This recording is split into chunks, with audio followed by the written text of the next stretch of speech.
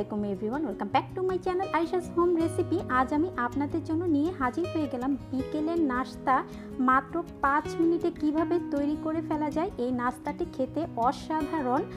এটা শুধু পটেটো এবং নুডলস দিয়ে করেছি। চলুন দেখি। পটেটো নুডলস ফিঙ্গার রেসিপির জন্য এখানে আমি মাঝারি সাইজে 3টা আলু সিদ্ধ করে খোসা ছাড়িয়ে নিয়েছি। এখন আমি আলুগুলো ম্যাশ করে নিব। খুব ভালোভাবে আলুগুলো ম্যাশ করে নিতে হবে। আলুগুলো খুব ভালোভাবে আমি ম্যাশ করে নিয়েছি। এখন কিছু মশলা দিয়ে আমি আলুগুলো মেখে নিব।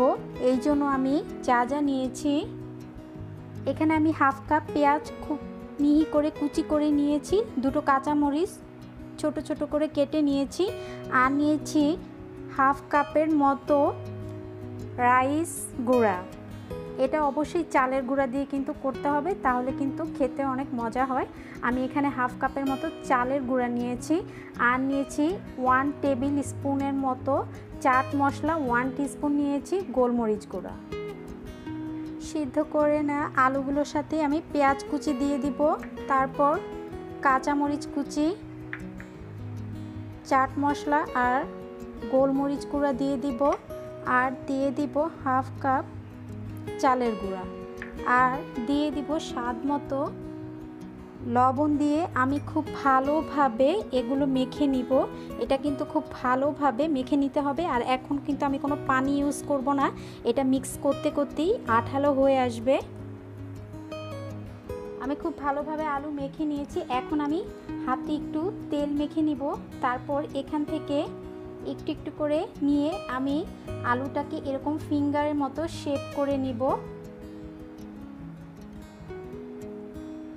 সবগুলো আলু আমি এরকম করে শেপ করে নিব।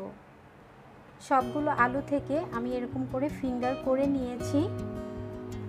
এখন আমি একটা ম্যাগি নুডলসের প্যাকেট নিব। আপনারা চাইলে অন্য যে কোনো নুডলসও নিতে পারেন। তারপর এটাকে ভেঙে প্যাকেটে রেখে এভাবে গুঁড়ো করে নিব। আমি খুব ভালোভাবে প্যাকেটের ভিতর রেখেই নুডলসটা গুঁড়ো করে নিয়েছি। একটা বাটি নিয়ে নিয়েছি, তাতে আমি হাফ কাপ ময়দা দিয়ে দিব, আর যেই নুডলসের প্যাকেটের ভিতরে যে মশলাটা থাকে সেটা দিয়ে দিব, আর দিব স্বাদ মতো লবণ।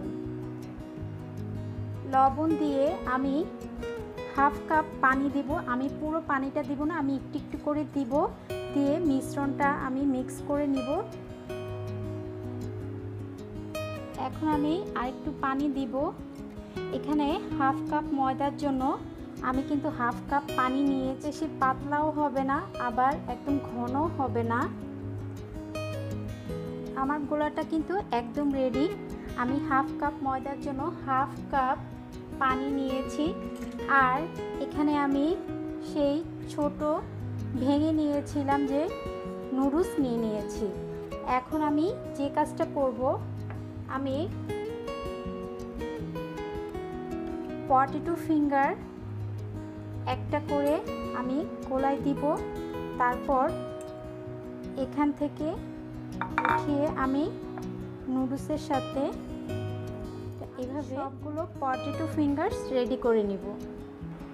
সবগুলো পটেটো ফিঙ্গারস আমি নুডলসের সাথে গড়িয়ে নিয়েছি। এখন আমি এটা 15 মিনিটের জন্য নর্মাল ফ্রিজে রেখে দিব, তারপর ডিপ ফ্রাই করে নেব।